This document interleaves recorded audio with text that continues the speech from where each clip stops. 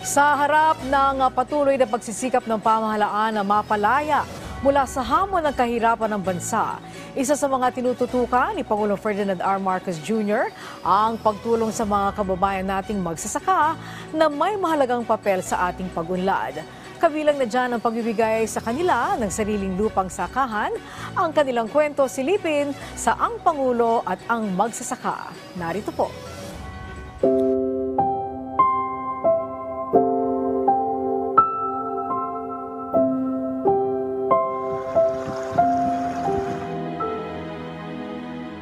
Sa likod ng makulay na pasilyo ng Bagos City, Negros Occidental ay ang kanilang ipinagmamalaking kasaysayan at relihiyosong mga kapistahan.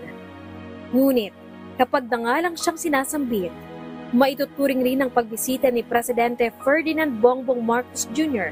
na isang makasaysayang pagtatagpo nang namigay siya ng support services sa mga benepisyaryong agraryo.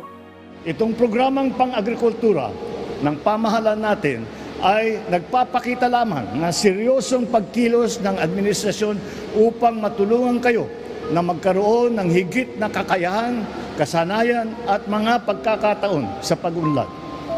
Ang Project Split ay nakapagpamahagi na ng 2,677 na mga klowas na katumbas ng 2,784 na ektarya at ito ay magpapatuloy.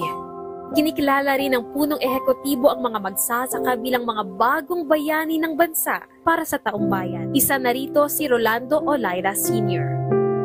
Masadyahan ako kag nalipay ako naging sa amon ni sitwasyon ko alalaya niya. Madamo gid nga salamat President Bongbong Marcos kag Sanar.